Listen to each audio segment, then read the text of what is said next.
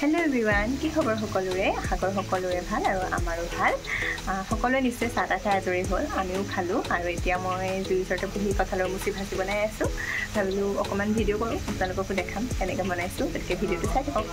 প্ৰথমতে মই আলুখিনি ফ্ৰাই কৰি লৈছো আৰু ইপিনে কঁঠালখিনিও সিজাই থোৱা আছে অকণমান নিমখ আৰু হালধি দি ফ্ৰাই কৰিছো আৰু এয়া কঁঠালখিনি 70% মান বইল কৰি লৈছো আৰু এফালে পিঁয়াজ বিলাহী নহৰু আদা আৰু আছে দালচেনি শুকান জলকীয়া আলুখিনি ধুনীয়াকৈ ফ্ৰাই কৰি ল'লোঁ আৰু এতিয়া এয়া পিঁয়াজ নহৰু আদা জলকীয়া এইখিনি ভাজি আছোঁ আজি মই ফাৰ্ষ্ট টাইম বনাইছোঁ ইউটিউবত চাই লৈছোঁ বাৰু দেই দেখিছেনে ইউটিউবটো থকাৰ কাৰণে আমাৰ কিমান সুবিধা হৈছে আপোনালোকে যিমানেই সমালোচনা নকৰক কিয় আমি কিন্তু বহুতখিনি বস্তু শিকিবও পাৰিছোঁ এফালে এতিয়া পিঁয়াজ আদা নহৰু জলকীয়া গোটেইখিনি ভাজি হৈ গ'ল ধুনীয়াকৈ তেল বিৰিঙি আহিলে আৰু তেল বিৰিঙি অহাৰ পিছত যিখিনি বইল কৰি থোৱা কঁঠাল আছিলে সেইখিনি তাত দি দিলোঁ এতিয়া এইখিনি ধুনীয়াকৈ ভাজি ল'ম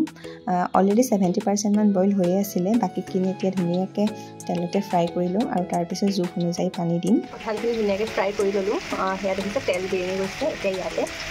এইখিনি ফ্ৰাই কৰি থোৱা আলুখিনি দি দিম আৰু এতিয়া ধুনীয়াকৈ লৰাই দিম তাৰপিছত অকণমান পানী দি দিলে আমাৰ ভাজিখিনি ৰেডি হৈ যাব আৰু এতিয়া ভিডিঅ' নকৰোঁ আৰু আপোনালোকক একেবাৰে শেষত দেখাম গাইজ বহুত ডাঙৰ মিষ্টেক এটা হৈ গ'ল মানে মই ফোনটো চাই আছিলোঁ মানে মোৰ পেজখনত কিবা ইছ্যু এটা আহিছে মই তাকে ঠিক কৰিবলৈ চাই আছিলোঁ আৰু সেইখিনি সময়তে মানে ইয়াত পানী দিব হ'ল পানী মই দিলোঁ কিন্তু তাতে ৰিচিভ কৰি তেতিয়া মায়ে গম নোপোৱাকৈ গোটেইখিনি মনে মনে শুকুৱাব লাগিব তো সেয়াই এতিয়া কি হয় বা জুই দি দিছোঁ পূৰা যদি